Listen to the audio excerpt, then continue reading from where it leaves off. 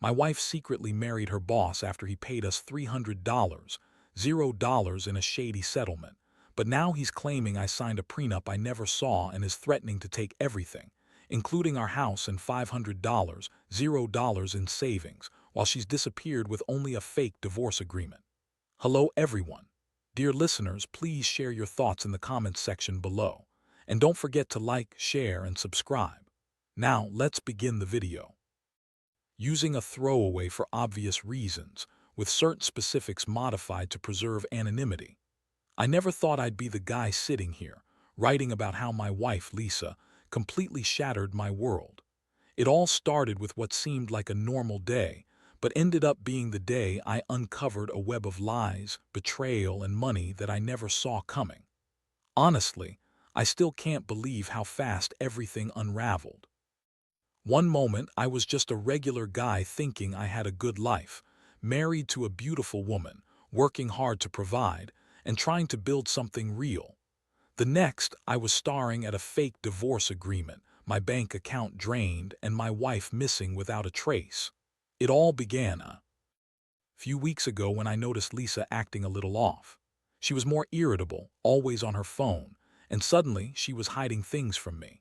At first, I thought it was just stress from work or some girl drama she wasn't telling me about.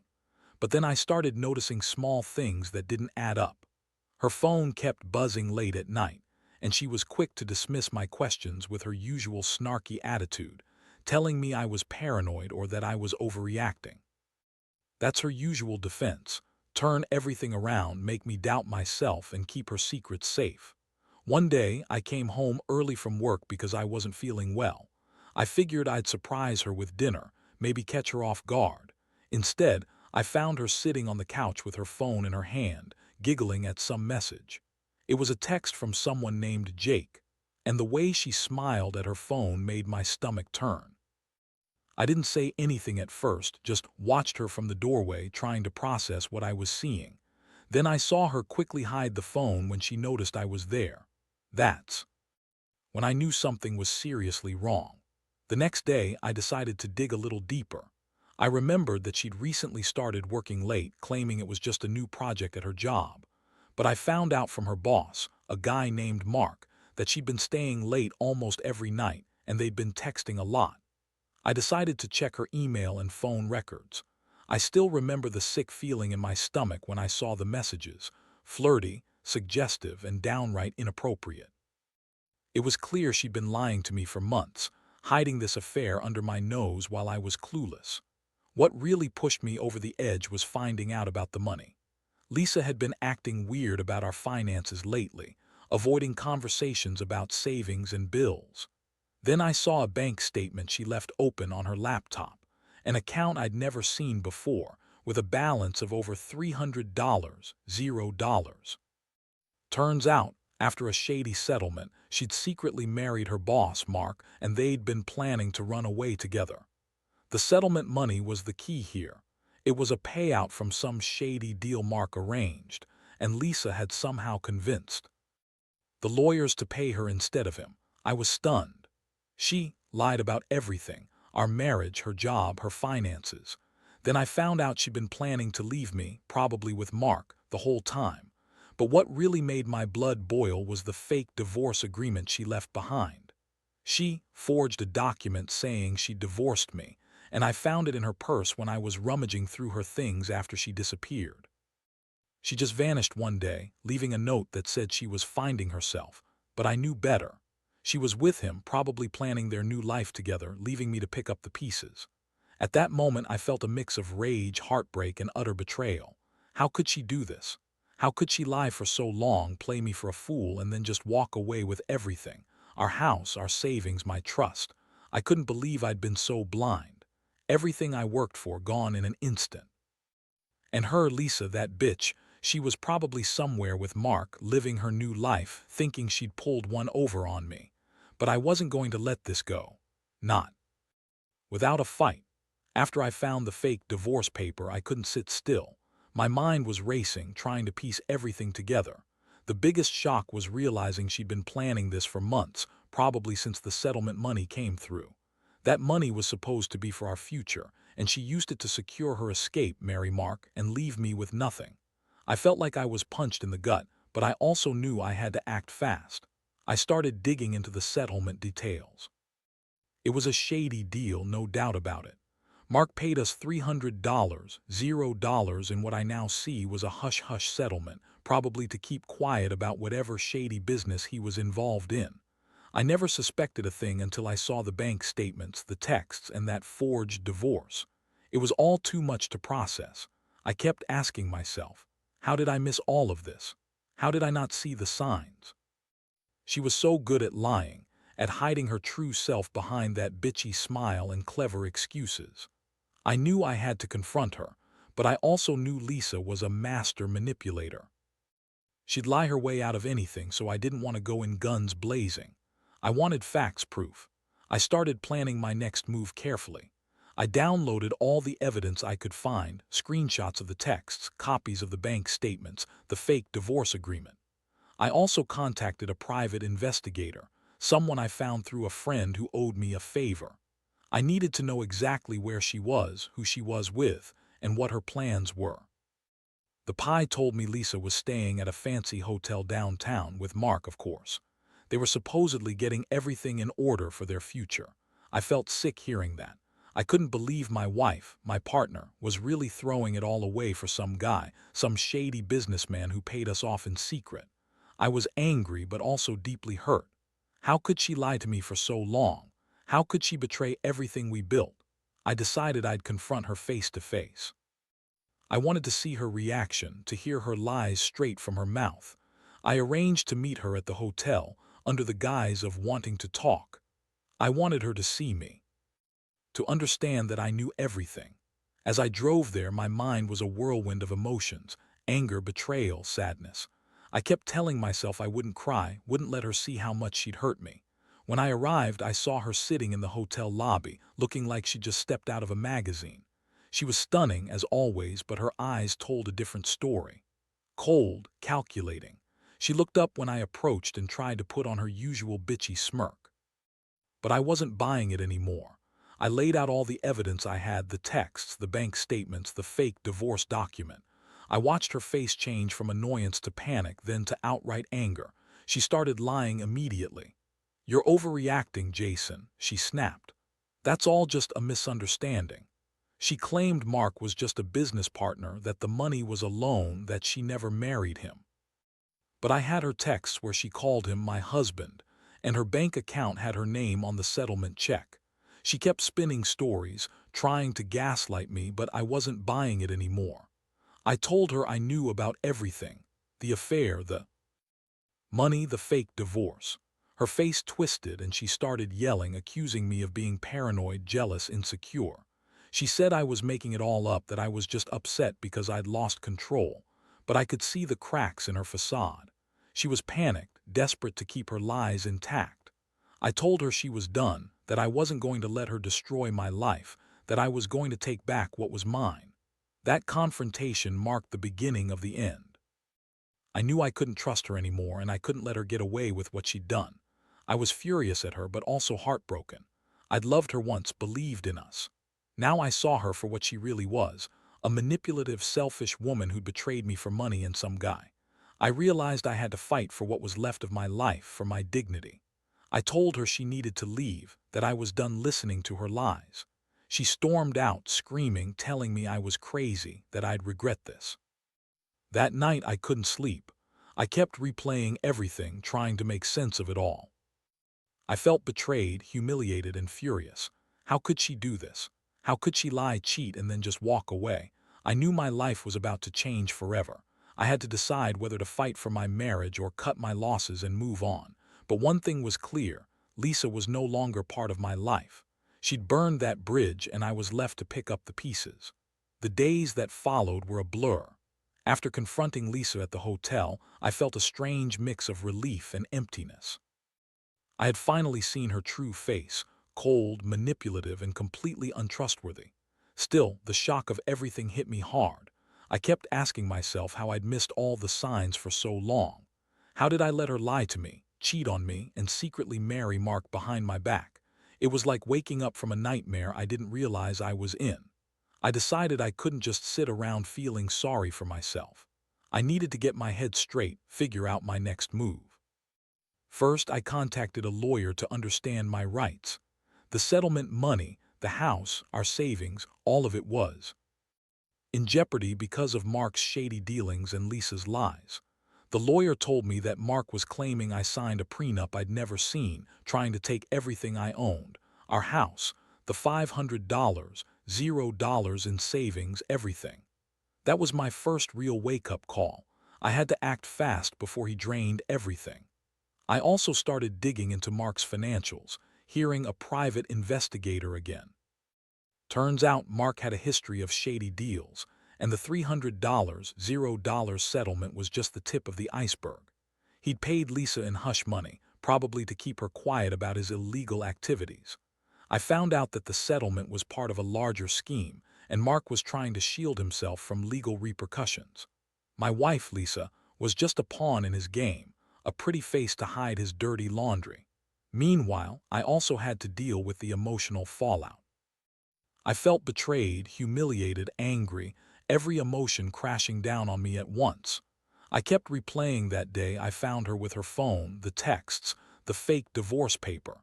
It was like a punch to the gut every time I remembered her lying to my face. I couldn't believe. I'd been so blind, so trusting. I was furious at her for using me, for lying and sneaking around. But I was also devastated because I still loved her. Part of me still wanted to believe there was some way to fix this mess, to salvage what was left of our marriage. But as I sat alone in my apartment, I realized that was a pipe dream. Lisa was gone, probably with Mark, and I was left with nothing but a pile of lies and betrayal. I decided I wouldn't chase her, not anymore. I knew she'd lied her way out of our life together, and I had to accept that. The only thing I could do now was protect what was mine, fight for my rights, and move on. That meant going to court, fighting Mark over the house and the money, and making sure Lisa couldn't just walk away with everything. The hardest part was accepting that I'd lost her, not just her presence, but the version of her I thought I knew. She was cunning, calculating, and willing to destroy everything to be with Mark. I kept asking myself how I missed the signs, how I let her manipulate me for so long, but I also knew I couldn't dwell on the past. I had to focus on what was ahead. I started to gather all the evidence I could, making copies of everything, texts, bank statements, the fake divorce, everything that proved her lies. I wanted to be ready for the fight ahead. I also reached out to some friends and family, telling them what I found out. Some of them were sympathetic, others told me to get a lawyer and fight for what's right. I realized I couldn't do this alone. I needed support, even if it was just moral. The betrayal was one thing, but the legal battle was another. Mark was a dangerous player, and I had to be smart. I knew I couldn't let him get away with stealing my life. So now, I'm sitting here trying to process all of this. My world has turned upside down, and I'm facing a long road ahead. I don't know what the end looks like yet, but I do know one thing. Lisa's gone, Mark's a snake, and I'm not going down without a fight. I'll do whatever it takes to reclaim what's mine. House, my savings, my dignity. It's a mess, a nightmare really, but I refuse to be the guy who gets played and walked over. There's a plan forming in my mind, and I know I'll come out of this stronger. I just have to hold on until then. The court date is set. I've spent the last couple of weeks gathering everything I could, more evidence, legal documents, witness statements. I've been talking to lawyers, trying to understand how Mark's shady deals could affect my rights. Honestly, it's been a nightmare trying to untangle all of this legal mess, especially with the fake prenup claim he's throwing around. Mark's lawyers are trying to say I signed some agreement I never saw, trying to pin everything on me. But I've got the proof, screenshots, emails, bank records, that show I was completely. The day of the hearing was tense. I remember walking into that courtroom feeling like I was about to face a giant. My stomach was twisted, my hands trembled a little, but I knew I had to stay focused.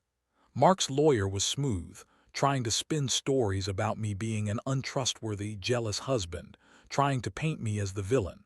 But I had the evidence, and I made damn sure everyone saw it. I presented the bank statements, the texts, the forged divorce paper, and explained how Lisa had been planning this whole thing from the start, using Mark's money to buy her freedom. Lisa was supposed to testify, but she didn't show up. Instead, her lawyer tried to argue that she was confused, that she didn't understand what she was signing, that she was misled by Mark. But I saw right through that. She'd lied so many times I knew she was good at twisting facts. When the judge asked her directly about the marriage and the money, she stammered, tried to dodge questions, but I had everything documented. It was clear she'd betrayed me, and the court saw it too. In the end, the judge ruled in my favor. They declared the settlement money was mine, that the fake prenup was invalid, and that I was the rightful owner of the house and savings. Mark was furious, but he knew he'd lost. That was a huge relief, finally some justice, but the victory was bittersweet. I'd already lost my wife and the damage was done. Still, I felt a flicker of hope that I could rebuild my life, free from her lies and Mark's shady schemes. After the court, I decided to file for divorce. I couldn't keep living in a marriage built on lies. I wanted to start fresh, even if it was painful. I also contacted a financial advisor to help me protect what I had left. Mark's attempt to claim I signed a prenup was a lie, but I knew I had to be careful. His lawyers would probably try to drag things out, or worse, try to come after me with some other shady tactic. Meanwhile, Lisa disappeared completely after the court hearing. No calls, no messages. I tracked her last known location. She was at a different hotel with Mark, probably trying to figure out her next move. Honestly, I felt a mix of anger and pity. Anger because she betrayed me so completely, and pity because she was so caught up in her lies that she didn't see how much she was destroying herself. She thought she could run away, start over with Mark, but I knew she'd left behind a lot more than just a marriage. She damaged her reputation, her integrity. I spent the next few days cleaning out the house. It was surreal, going through the things we shared, knowing she'd lied about everything. I threw out her clothes, her jewelry, the fake divorce papers I found in her purse. I kept some of the evidence, screenshots, the bank statements, things I'd need if Mark or Lisa ever tried to come after me again. I also changed all my passwords, set up new bank accounts, and made sure my finances were protected. I wasn't going to let her or Mark steal what's left of my life. At the same time, I couldn't completely shut her out of my mind. Part of me still wondered what drove her to do all this. Was she really that greedy, that desperate? Or was she just a bitch who loved the thrill of betrayal? I don't have all the answers, and honestly, I don't think I want them. What I do know is that I'm finally free from her lies. I can breathe again, even if it's just a little. I've learned that trust is fragile, and sometimes people will do anything for money or a new life. Now I'm focusing on rebuilding. I've started therapy to deal with the emotional fallout, and I've been working on my career. The money Mark paid us gave me a cushion, but I know I need to be smarter with my finances moving forward. I've also been reconnecting with friends and family, people who supported me through this mess.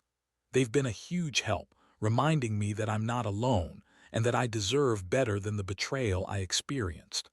The worst part is over, but the scars remain.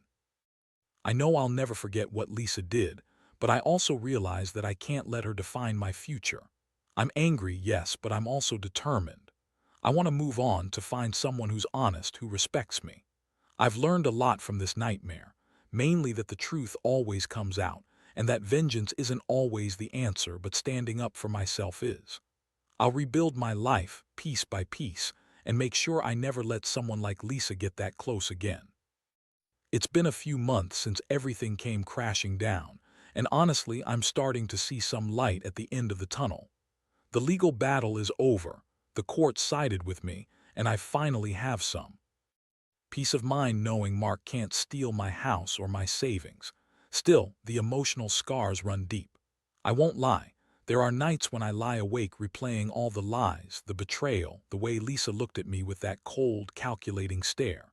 It's like a punch in the gut every time I think about how easily she lied and how she threw away everything we built together. But I've learned to focus on what I can control now. I've been working on rebuilding myself, physically, emotionally, financially. I started going to therapy, not because I thought I needed to fix something wrong with me, but because I needed to process what happened. Talking to someone who could listen objectively helped me understand that her betrayal wasn't a reflection of me but of her own flaws. It's been a process, but I'm getting stronger. I've also started dating casually, nothing serious yet, but it feels good to reconnect with people, to remember what genuine affection looks like. One thing that's been a huge help is reevaluating my priorities. I realized I'd spent so much time working and trying to make her happy that I'd neglected myself. Now, I focus on my passions, working out, reading, and spending time with friends who truly care. I also made some changes to my finances, setting up new accounts, investing smarter, and making sure Mark's shady schemes can't mess with me again. I learned the hard way that money can be a double-edged sword, especially when someone uses it to manipulate and betray. The biggest lesson I've taken from all this is that betrayal can come from the most unexpected places. I never thought Lisa, my wife, would cheat on me, let alone marry her boss in secret and then try to steal everything I had.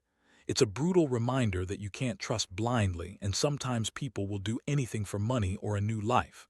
But it's also taught me resilience, that I can survive even the worst betrayals and come out stronger. I've started to forgive myself for trusting her for so long. That's a process, but I'm making progress. Now, I'm focused on moving forward. I don't plan to dwell on the past anymore. I've cut ties with Lisa completely, blocked her on everything, changed my phone number, and moved into a new place. I want a fresh start, free from the ghosts of betrayal. I've learned that forgiveness isn't about excusing what she did, but about letting go of the anger so I can heal. I know I'll never forget what happened, but I refuse to let it define me forever. Looking back, I realize that I was naive, but I also see how strong I've become. I'm proud of myself for standing up, fighting for what's mine, and not letting her lies crush me. If there's one thing I want anyone reading this to take away, it's that betrayal hurts, but it doesn't have to break you. You can rebuild, you can recover, and you can find happiness again. It might take time and it might be messy, but trust that life moves forward, even after the worst storms. And someday I believe I'll look back and see this as a chapter I survived, not the end of my story. I'm still healing, still learning, but I'm finally starting to see the horizon. And honestly, it feels damn good to take back control of my life after everything I've been through. Looking back now, I realize that the whole nightmare has changed me in ways I never expected. I used to think trust was the foundation of everything: marriage, friendship, even just basic human decency. But Lisa's betrayal showed me that sometimes people will lie, cheat, and manipulate just to get what they want, regardless of the damage they cause. It's a harsh lesson, but one I needed to learn. Now, I value honesty and integrity more than ever, and I'm much more cautious about who I let into my life. One thing I've come to understand is that revenge isn't about getting back at her or Mark. It's about reclaiming your peace, your dignity, and your sense of self. I could have gone down the rabbit hole of anger and bitterness, but instead I chose to focus on healing. I took my power back by standing up for myself legally, emotionally, and financially. That's the real victory, knowing I didn't let her or Mark destroy my life completely. I also learned to forgive, not necessarily her, but myself. Forgiveness doesn't mean forgetting or excusing what happened. It's about releasing the anger that eats you from the inside out. I refuse to carry her betrayal around anymore. I've learned that I'm stronger than I thought, that I can survive the worst and still come out better. On the other side, I've found a new sense of independence, and honestly, I feel more alive now than I did when I was blindly trusting her. My advice to anyone reading this who might be going through something similar: trust your instincts, but don't ignore the red flags. If something feels off, dig deeper. Don't let anyone manipulate or gaslight you into doubt. And when betrayal happens, don't beat yourself up. You're not at fault. Take legal action if you need to, protect your assets, and don't be afraid to walk away from people who don't respect you. The pain might be intense, but it's temporary. With time, healing is possible. I've learned to cherish the simple things: good friends, honesty, and my own peace of mind. I've come to accept that life is unpredictable, and sometimes people will surprise you in the worst ways. But I also know that I have the strength to move forward, to rebuild what was lost, and to find happiness again. It's not about getting revenge or proving her wrong. It's about reclaiming my life and making sure I never let anyone take that away from me again. So, I'm ending this chapter here with a sense of closure. I'm grateful for the lessons, the heartbreak, and the growth. I'll never forget what Lisa did, but I refuse to let her define my future. I'm finally free from the lies, and I'm looking forward to whatever comes next, better, stronger, and more aware than ever. Life's too short to dwell on betrayal. Instead, I choose to move on, wiser and more resilient than I ever thought I could be.